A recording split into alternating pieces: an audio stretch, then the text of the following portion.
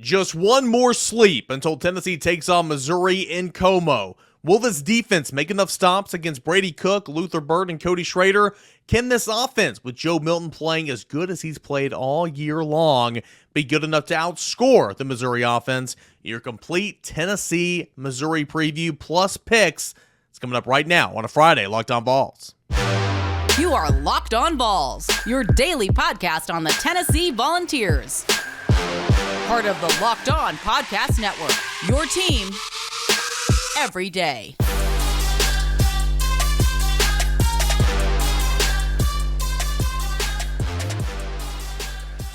Hey, good Friday morning, everybody. Welcome into Locked On Vols, your team every single day. As always, shout out every day. You're making Locked On Vols your first listen.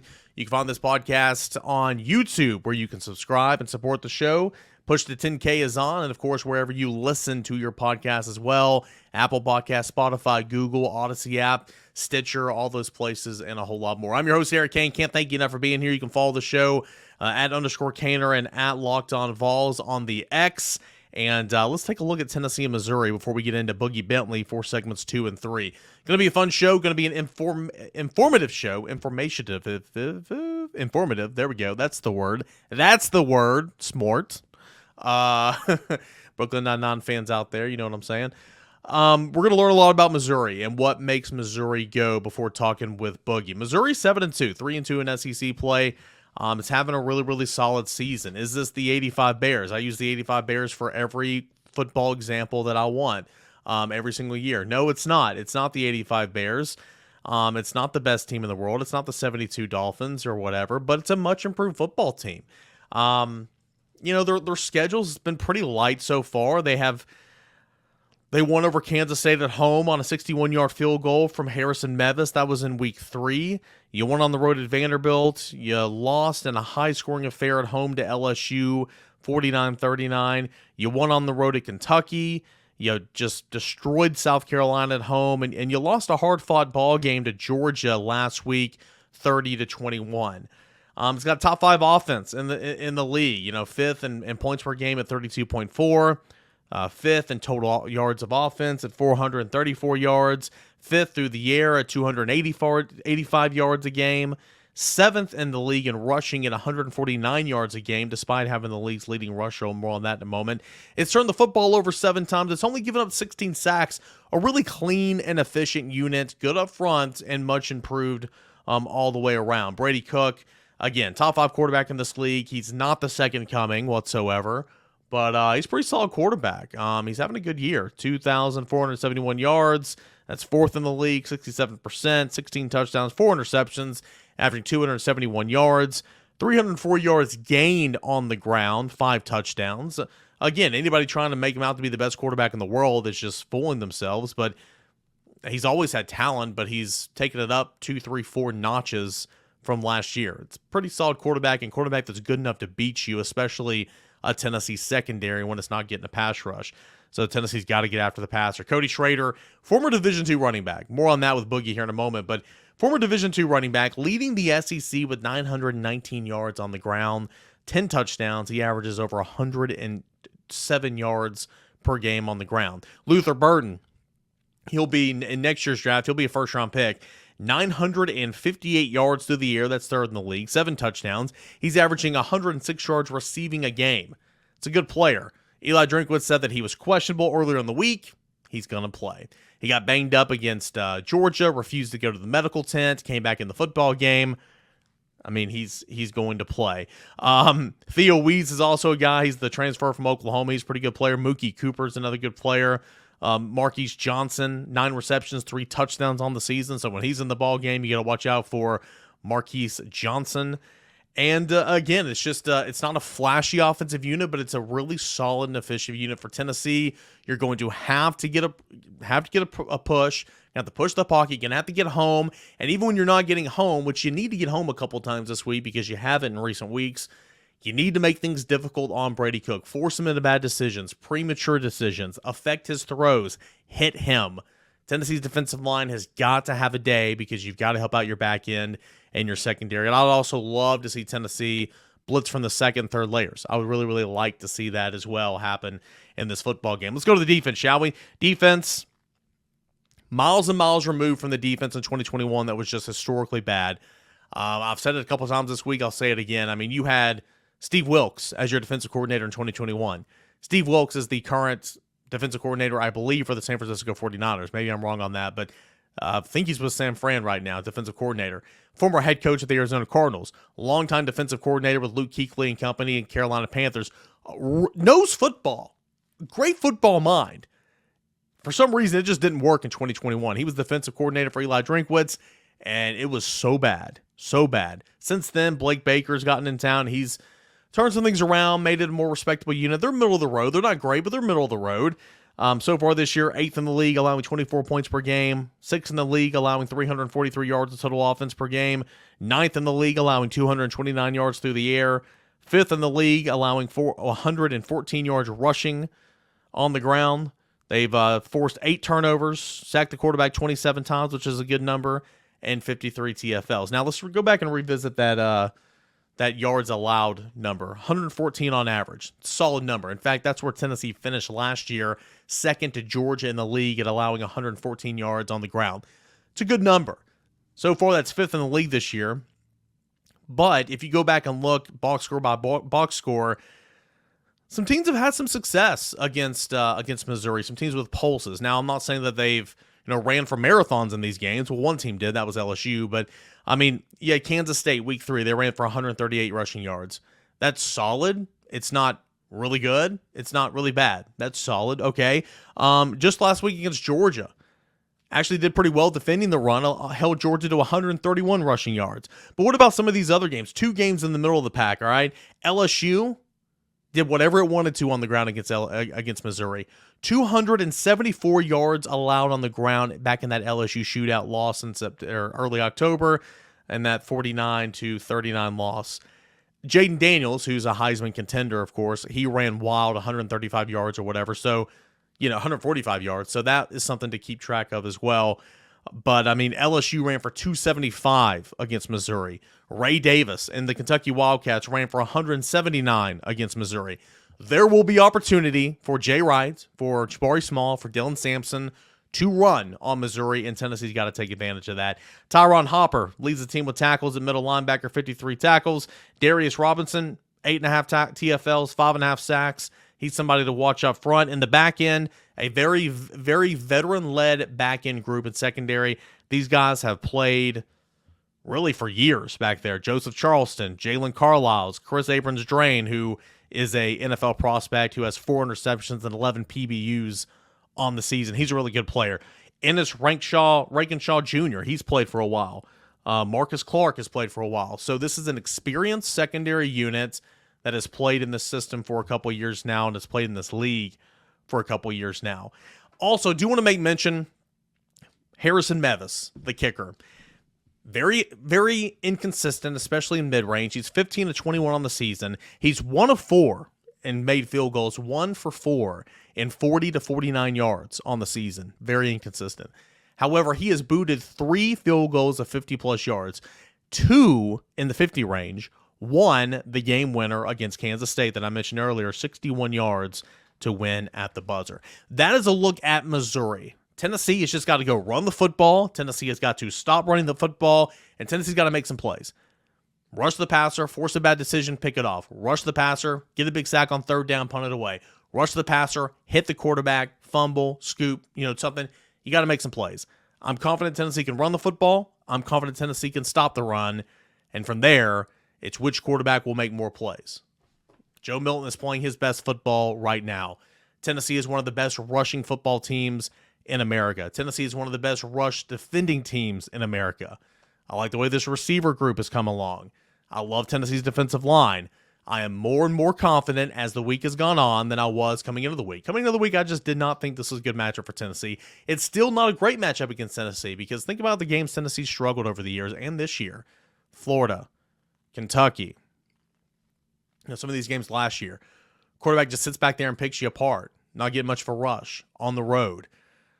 Brady Cook's a good quarterback. I think he'll still pick Tennessee's defensive backs apart, but can you make more plays and be good in other phases of the game to overcompensate? That's what I'm expecting here in this football game. We will see. It is Tennessee. It is Missouri. I'll pick the Vols to win. It'll be a close one, but it's a huge game. And if you win this game, depending on what happens later in the nightcap with Ole Miss and Georgia, you could potentially be playing for a spot in the Southeastern Conference title game. But more than anything, you're going to be playing Georgia, CBS 3:30 kick. We'll see if game day's in town. It's going to be a huge game either way. So take care of business and then see where the stars align. Big weekend of football. Can't wait to see how Tennessee and Missouri get after it on Saturday, and I know you can as well. We'll have Boogie Bentley on for segments 2 and 3. I do want to tell you about our friends over at eBay Motors. eBay Motors, let's ride. Passion, drive, patience. What brings home the winning trophy is also what keeps your ride or die alive. eBay Motors has everything you need to maintain your vehicle and level it up to peak performance. From superchargers, roof racks, exhaust kits, LED lights, headlights, and more, whether you're into speed, power, or style, eBay Motors has got you covered. With over 122 million parts for your number one ride or die, you'll always find exactly what you're looking for. And with eBay's Guaranteed Fit, your part is guaranteed to fit your ride every time or your money is back. Because with eBay Motors, you're burning rubber, not cash. With all the parts you need at the prices you want, it's easy to turn your car into the MVP and bring home that win. Keep your ride or die alive at ebaymotors.com, and eligible items only. Exclusions apply. eBay Guaranteed Fit only available for U.S. customers. Boogie Bentley time here on a Friday edition of Locked On Vols. We are previewing every single angle of Tennessee at Missouri. First and foremost, before we get into the nitty-gritty of Tennessee and Missouri, Boogie, you went to the game last week, took your daughter for the first time. How was that experience at Neyland Stadium? Oh my gosh, it was so great to be back down there. The atmosphere, the sounds, the smells, the sights. You know, I talk about walking through that tunnel, right? You come from all the bricks and mortar, and you walk through that tunnel, and it opens up to the field, and it just feels like home. But I do have some funny stuff, man. Let me tell you something. Do you know what row 57 means in the lower level? Do you know what row 57 means? You are going to be sitting on a box in a folding chair with about this much room for your feet. Never again. Epic dad fail. My wife and daughter look at me and go, "These are our seats?" And I'm like, oh my gosh. I tried to get them under the the overhang, so if it rained, they would still be able to watch the game. Epic dad fail, but we moved. We moved up to the upper deck and had a good sight, a good view of the field, man. Just fun day. You know, it's exactly what you want from homecoming, a blowout. I was, third quarter, that place was full because everybody wanted to see Nico. But yeah, man, it was worth it. Family's everything. It was good to take a day off and go down and catch a game. Also got to see Boo Carter and Marcus Gorey Jr. on Friday night. Went down and watched their game. That was a lot of fun. So good weekend of football with the family. Yeah, how was that? I mean, you said it was fun. It was good to see those guys. 2 Tennessee commits playing in the high school playoffs here. Bradley Central is going to make a run for sure, in my opinion. But, of course, I got the Rivalry Thursday game a couple weeks ago. Saw Boo Carter really balled out, man. He when the lights came on, the TV cameras rolled, he was all over the place. Marcus Gorey made some plays too. How was seeing 2 Tennessee commits? I think, and as fans, we talk about Boo Carter. We watch him on offense. We watch him on defense. See him in person. He set the single-season touchdown record for Bradley Central, so that tells you what he's doing on the offensive side of the ball. And look, Josh Heupel knows way more about football than Boogie Bentley does. I don't see how you keep that guy off of offense. He is so electric. Had a Sports Center top 10 top catch down the sideline right in front of us, bobbled it, brought it back in, got called back for holding, but he made plays all day long on offense. Defensively, just instinct, right? Like Westridge, sometimes they spread you out and sometimes they run the wing tee. When they're in the wing tee, man, he creeps down inside the linebackers. He knows where the play's going before the ball is snapped. But I tell you, I was really impressed with Marcus Gorey Jr. And we did a film breakdown, me and Coach Jay, back in the offseason. And, he's pretty high on Marcus Gorey Jr., seeing him in person. And, again, I get the level of competition here. It's the first round of the playoffs. Bradley Central is a special type of football team. But he did what he was supposed to. Physical in the run game, good in coverage. I'm impressed with both those kids, man. It was fun to get down there and watch some high school football for sure. All right, man, let's get into it. Tennessee and Missouri. This is shaping up to be a monster showdown. Obviously, 7-2, 3-2 in SEC play, identical records. You got Missouri coming off a loss to Georgia, hard-fought game. They had chances. And again, Georgia, in my opinion, is not – we'll talk tons of Georgia next week, obviously. Georgia's not the Georgia of the last 2 years, but they're still, in my opinion, the best team in the conference and on its way to another college football playoff appearance. Missouri's a pretty good ball club. I've kind of been phrasing it all week long, and I get a chuckle because a lot of people always say I talk up the opponents too much, but Missouri's much better than what they've been the last 2 years. A combined 128-48 on 1,400 yards of total offense, 722 rushing yards. That's what Tennessee's done on Missouri the last 2 years. I'm not saying Tennessee won't have success offensively, but I don't see it being this lopsided this year. Missouri's a much improved ball club. Yeah, it's such an interesting matchup. It feels to me like both teams are trying to prove themselves. And it's funny. It's funny to say that. We're at the end of the season. We got 3 games to go, but both teams, again, identical records. And, I kind of talked myself into this before last week. Before Missouri played Georgia, I'm saying, who has Missouri beat? They've not beat anybody. They beat a 15th-ranked Kansas State. Who has Kansas State played? They beat Kentucky, South Carolina. That's it. They haven't really beat anybody. Of course, they lost to LSU. You give up 22 points in the fourth quarter to lose that game. Hung around with Georgia. Man, I was listening to you guys over at VolQuest this week talking about the Missouri-Georgia matchup and how interesting it is the last couple of years, right? Everybody wants to kind of build Missouri up off of the way they hung with Georgia last week. Guess what? Josh Heupel still hung 66 on Missouri last year. A Missouri team that hung with Georgia then, too. Yeah. It's so interesting to me. I feel like both teams are trying to fight for their position right up there underneath Georgia in the SEC East. And what is it? You guys had the conversation about Missouri and Tennessee. Is it something schematics? Does Josh Heupel just have Eli Drinkwitz's number? I mean, 66-24, 62-24. It's an interesting matchup. I had so much confidence, and now it's kind of backwards as we get later in the week. Starting to get a little anxious about this one. Well, it's interesting, too, because it was a completely different defense in 2022 than what you saw in 2021. Tennessee ran for 438 yards on the ground in 2021. Still ran pretty well last year, don't get me wrong. But it was a different defense, different coordinator. The strangest thing about it is Steve Wilkes is the DC in 2021, and I mean, he's he's defensive coordinator in the NFL right now, former head coach in the NFL. Like, he knows football. But anyway, it's that. And so is it Tennessee, Florida? What Tennessee is to Florida? No. Is it what Kentucky is to Tennessee? No. But on a smaller scale, maybe it is. And I think this year will certainly prove that if Tennessee goes out there and has some major success and another big win against Missouri. But this is going to be on the road. That fan base is energized and ready to go because this is a huge home football game in the month of November. Look at Brady Cook. What have you seen from Brady Cook this year when you've done some research on him this week? Dude's just been really steady, one of the best quarterbacks in the SEC, probably top 5 for sure. Yeah, he scares me. I mean, he is a gamer. He's a baller. Watching him in that Georgia game, yeah, he made a couple of mistakes down the stretch there that ended up costing them the game. They had an opportunity to go win it. It's a one-score game in the fourth quarter. But what scares me is the way he uses his legs, right? He's athletic. He can extend plays. They use a lot of quarterback-designed run plays. And I think it's just complimentary. I think that's what scares me about this Missouri team is I think they can score points. So do I trust Josh Heupel to go out and hang 60 on him again? I don't think that's going to happen either. So it's a very interesting matchup. And then, Brady Cook's got weapons all around him. Luther Burden. Of course, I've not heard I know Eli Drinkwitz said earlier in the week, little concerned about him. He's going to play. He was back out in the game after he got banged up. So fully expect him to play. But Brady Cook's a gamer, man. He's a gamer.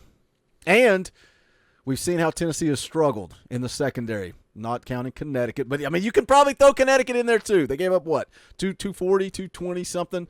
Struggled against Kentucky. Man, this defense, linebackers and secondary particularly, going to have to show up. Well, what you need is you need your rush to get back there and make things difficult for the quarterback. Now, in the second half, they did that against Connecticut because those 2 pick sixes coming off pressure from the front guys up there. But Tennessee couldn't get home, couldn't disrupt the passer, Devin Leary, against Kentucky. And again, I say it all the time, it is literally all tied in. How good your front is how good your back's going to be defensively. And you've seen the kind of 2 parallels the last couple of weeks compared to what you saw at the beginning of the season. So we'll see. Luther Burden, you mentioned him, man. He's going to be the best football player on the field. Okay, he is an NFL prospect. He's a sophomore right now. He'll be a first, second round pick next year. He is a really, really good football player. Defensively, if you're Tim Banks, what's your game plan in stopping him? But also Cody Schrader on the ground leading the SEC individually in rushing. How do you go about that, defending Missouri that is good on both fronts? I'm going to go back to what I sold last year. I think watching Tim Banks, and look, the numbers are impressive, right? We've talked about points per game, the yardage. It's steadily moving down. Tim Banks is improving this. And to go back to your point, it's because Rodney Garner's defensive line is impacting games, and we've seen them struggling to do that as of late. I go aggressive, man. I'm going to play some man-to-man. I'm going to dial up some blitzes. I'm going to get creative. I think Tim Banks is at his best when he gets creative, when he plays aggressive. I think Tennessee, they're going to be able to stop the run game. Cody Schrader, I told you his story on Monday. Love the kid's story. 4 years playing Division II football at Truman State. Because of a cocktail party conversation, he walks on at Missouri, leads the team in rushing that year, and then this year, because of the COVID year, he's leading the SEC in rushing, but they run a lot of outside zone. So I think linebackers, I mentioned linebackers in secondary. I think the linebackers need to have a good game on Saturday, because not only do you got to get involved in the run game, you're also going to probably, I would imagine, have to spy Brady Cook and try to keep him contained, keep him from beating you with your legs. So you're doing all these different things. Your secondary better come to play. But if I'm Tim Banks, I'm playing aggressive, and if they beat me, I'm trusting my offense to go out there and match.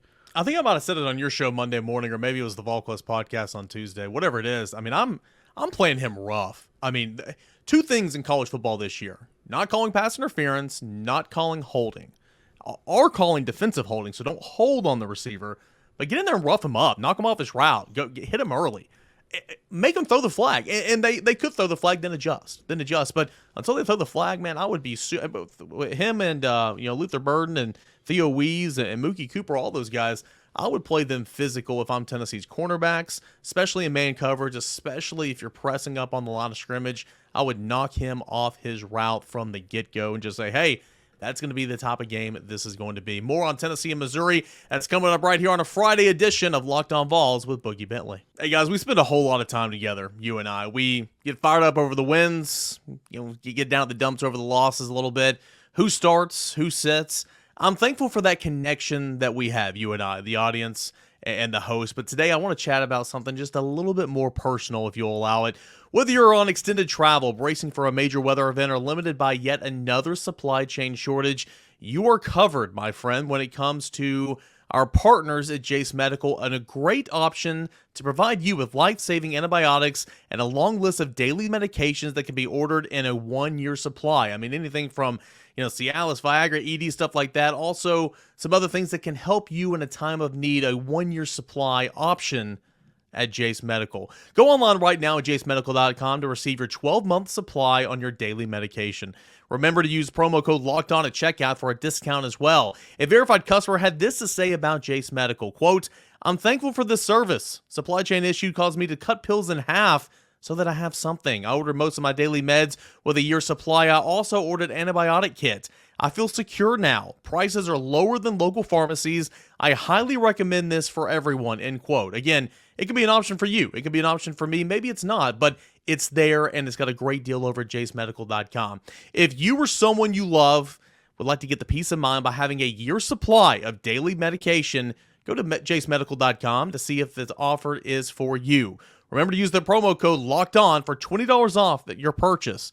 Promo code LOCKEDON for $20 off your purchase. That's at jacemedical.com.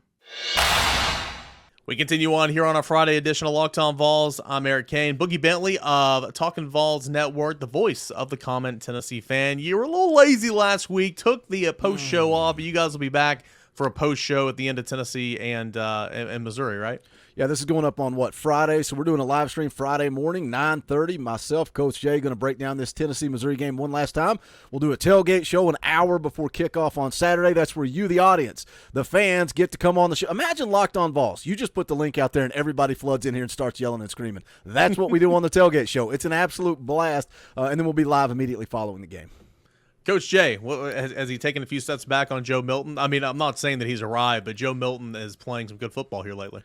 Absolutely not. Coach Jay is pushing all in, but anybody that's a part of the Talkin VAWLS Network family knows that Coach Jay has kind of a relationship with Coach P, who coached Nico out there at Warren. So he wants to see his guy succeed, and he has the confidence in Nico, and I think we all saw that against Connecticut, man. Everybody in this fan base, everybody in the media, all seems pretty excited, pretty hype about what they saw from Nico against Connecticut. But Joe is playing good football right now, man. And if Joe continues to play the way that he's played the last few weeks, I think we're going to see Tennessee go out there and beat Missouri. I think you're going to be able to compete with Georgia when they come to Neyland Stadium. But it all starts on Saturday. Can Joe continue? Man, he's had 3 incompletions the last 2 games. I mean, you can't ask for better football. We talked about it on my show, the throw to Squirrel White, the throw to Dante Thornton. Like, Joe Milton is dialed in. Something changed at halftime of the Texas A&M game. We have our theories that we've talked about off air. Somebody's called him a certain word, and Joe didn't like it, so now you got to get physical. Get him hit. Why is it? It's so cliche. It's so dumb. But we've said it. They've said it. The coaches have said it. He likes to get hit. Then he gets dialed in. I don't know what it is, but Joe Milton's been playing good football since halftime at A&M. I don't know, man. Like, I mean, you played football back in the day. I played football. Certainly, again, I hate going Uncle Rico here, but like I try to bring some past experiences here. It was never on the SEC playing field, obviously, Division I, but it kind of feels like you're so going through the motions of game day and then pregame warm-ups and amped up and everything, but you're kind of in a daze. And until you get that first hit, until you make that first tackle, that first block, that first carry, that first pass, it's almost kind of like you're in a daze. And maybe for Joe Milton, it's, taking that first contact. Whatever it is, it's working, and he looks good doing it. And if I'm Joey Halsley and Josh Heupel, I am calling a zone read, zone read keep, speed option, what quarterback power, sweep, whatever on the first or second series of the game. Austin Price was kind of laughing the other day. He was like, all right, so they come out there and they run it one time with Jalen Wright. The second play, they run it with Jalen Wright. He goes 82 yards. The defense makes a 3 and out. They come back, run it, and then you get your Joe Milton. He's like, got to get that in there, and then we can go. And speaking of that, Jalen Wright, man, he is the leader of Tennessee's run game. Tennessee leads the SEC in rushing. I mentioned Cody Schrader a moment ago, individually leading the SEC in rushing. I want this to be a Jalen Wright, Cody Schrader game, like fourth quarter, which team can, ice the game a little bit. I think Tennessee will defend the run well because it has all season long. He might get 70, 80 yards, but don't let him take over the game. This would be a great time for Jalen Wright to have that hot hand in the fourth quarter and run for 150, 160 yards and truly put the game away, much like Dylan Sampson did against Kentucky. Yeah, Cody Schrader, impressive, right? Leading the SEC in rushing, averaging almost 6 yards a carry, almost to a 1,000-yard season already. But guess what? The next closest guy to him only has 274 yards. I think the advantage to Tennessee in this football game, running the football, play physical, it's going to be a trenches-type game. They got that three-headed monster. And whether it's Jalen Wright, like you're talking about, he gets the hot hand late, or whether it's Dylan Sampson, if Jabari Small's healthy, I think he would have played last week. If you're playing somebody, if you're playing Missouri last week, Jabari Small's going to be out there playing. And I think that gives you the advantage, right? We saw it in the Kentucky game. Late in the game, Tennessee has struggled in the red zone. Everybody knows this, but that offensive line wore down that Kentucky defensive line. And in the fourth quarter, when it counted, when you needed a score, Dylan Sampson comes in and he runs it down their throat because he has fresh legs. I know we all talk about the three-headed monster and how much we love it and how great they are, but I don't think we put enough emphasis on how much that is wearing down the opposing defense's line. And too, you're going up-tempo. Late in the game, teams are gassed, man, and Tennessee is able to capitalize that, and I needed a little locked on talking balls because my confidence is going back up, Kaner. It's going back up. I'm liking the matchup. I like Tennessee running the football in this game. Hey, you can see my my official pick. I didn't say it on Thursday's crossover. I'm not going to say my official pick here, but I am going to have appointment reading over at VolQuest.com at about 11:30 today. You'll see my official pick. But I will say, personally, I have not felt good about this matchup for weeks. I entered the week. I remember talking to my dad on Sunday. I'm like, Tennessee's going to lose at Missouri. He's like, what? I'm like, Tennessee's just going to – Brady Cook's going to make Tennessee's secondary look like a joke, yada, yada. And as the week's gone – Tennessee goes out there and runs for 300 yards, you're going to win the football game most likely. And the way Joe's playing, knowing Tennessee can win this game, I just haven't had a good feeling. But to your point, as the week has gone on, you continue to get in the nitty-gritty. I'm not as far as I was against Alabama. I truly thought Tennessee would beat Alabama. And in the first half, Tennessee was up 20-7. I'm sitting there in their press box like, what's up, AP? What's up? I picked Tennessee to win, But I'm getting more and more confident as the week's going on. Man, I know we're up against it, but I'm going to fire a question back at you. That's what I like about these crossovers and our relationship and the way we do this show. How important is this game? Because, our predictions preseason, we both said 9-3 because there were so many toss-ups. Do they lose the game to Texas A&M? Was it Florida? Is it Kentucky? Who is it? But if you're going to go win 9 football games, you got to beat Missouri. If you're going to win 10, if you're going to have an outside shot, if Uncle Lane does you a favor and beats Georgia tomorrow or tomorrow night, yeah, that makes sense to this recording.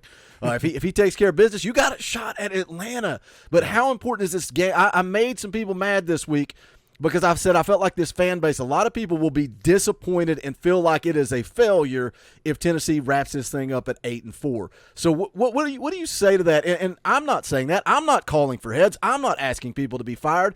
But when you're predicted to win 10 games, by predictions I mean Vegas, you're favored in every game outside of Georgia and Alabama, I'm not going to celebrate failure, and I think that's failure to get beat by a Florida team that sucks and a Missouri team that you're favored to beat on the road. I think this is a massive game because you're right. You're playing for 9 wins for sure this week, okay? I mean, who knows what will happen next week, but we're all accounting for a win against Vanderbilt and, just up in the air against Georgia. But you're playing for 9 wins no matter what right here. You're playing for a Citrus Bowl berth at minimum. In my opinion, you win this game, you're going to the Citrus Bowl at minimum. Potentially go to New Year's 6. We'll see what happens there and everything. But if you win this game and Tennessee finishes with 9 wins, I think Tennessee's going to the Citrus in my opinion. But yeah, I mean, I think somebody asked me a couple weeks ago, the season's gone on. What are your feelings if Tennessee finishes 9-3, 8-4, 7-5? I was like, 8-4 would be okay, 9-3 would be good, 7-5 would be a disappointment. I'm to the point now to where I think you're right. I mean, 8-4 after how good this team is in spots, how good this team has gotten as the year's gone on. I think if you finish with a regular season record of 8-4, it's kind of disappointing. That does not mean that strike one against Heupel. I'm not saying that whatsoever. I mean, he was dealt a lot of bad cards at points in times this year, but I do think that'd be a little disappointing. And it makes matters worse because you have 2 quarters to where you seriously could be undefeated. You really could. Shoulda, coulda, woulda. I get it. It's why you play the game. Second quarter against Florida, that doesn't happen. You win that game. Third quarter against Alabama, that doesn't happen. You win that game. I mean, heck, you're 2 quarters away from being undefeated. So I think when you look at it like that, it can be a little disappointing if you finish with 8 wins. So we'll see what happens, man. Give me your official prediction for Ole Miss Georgia, because like you said, Tennessee handles business. If Lane helps us out here, then next week's going to be even bigger. But give me your prediction for Ole Miss Georgia, and then of course your prediction for Tennessee and Missouri. I don't think there's any chance Ole Miss beats Georgia. And, man, I told you I was late getting on to record because my dad calls me. He knows nothing about college football, and he's telling me how Georgia doesn't deserve to be number 1. You guys know why I hate Georgia? When you've not lost a game in, 20? Is it 27 now? It just keeps going up. Yeah. You're the number 1 team in the country. This is not EA Sports college football. Stop ranking them 2nd or 3rd or wherever. They're the number 1 team until somebody beats them. Period. End of story. Georgia's going to take care of Ole Miss, and we're all going to be crying tears of sadness because I hate Georgia. There are no good Georgia fans, Eric. There are none. Tennessee, Missouri.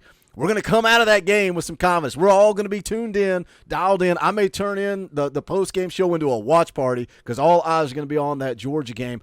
I like this matchup. I'm more concerned about Missouri's offense. Like we said, Luther Burden, Cody Schrader, the run game. Brady Cook is the guy that scares me more than anything. He's going to make plays with his legs, and that is the secondary is going to break down after a few seconds. That's what happens. We've seen it all year long. Offensively, I think Tennessee is going to control the line of scrimmage. I think they're going to play physical. The 3-headed monster comes into an account. I think that Missouri is going to gas when the game is on the line. Tennessee's going to have a field day. They're going to hit that, what's the magic number, the 175. They're going to run for 200. I feel 200. I feel 200 is obtainable coming up on Saturday. It's close, man. We're going to be anxious and nervous. I'm taking Tennessee by a field goal, 34-31. Get Joe Milton involved in that run game. Get him going in the run game. I like it, Boogie. Appreciate it as always, man. Again, you'll be doing a live show Friday morning. You'll be doing a post-game show Saturday after the game, and we'll recap it all on Talkin VAWLS, your Monday morning show, all right? Appreciate it, buddy. Always a good time. All right, that is Boogie Bentley. We do it every single Friday, sometimes Thursdays, but Fridays we call it Locked On Talkin VAWLS right here on Locked On VAWLS. Go subscribe to his channel as they continue to grow past 25,000 subscribers. That's pretty neat. Also, subscribe to this channel on YouTube as well. We need to get to 10,000 subscribers, so if you haven't already, would appreciate that. Tennessee at Missouri, CBS, 3:30 kick. A huge matchup. Huge matchup, and we will recap it, look back from every single angle on Locked On VAWLS, a late post-game show, hopefully, and, of course, on a Monday show as well. If you're going to the game, stay safe. If you're staying home watching it, have fun, and we'll see what happens, guys. This is Locked On VAWLS.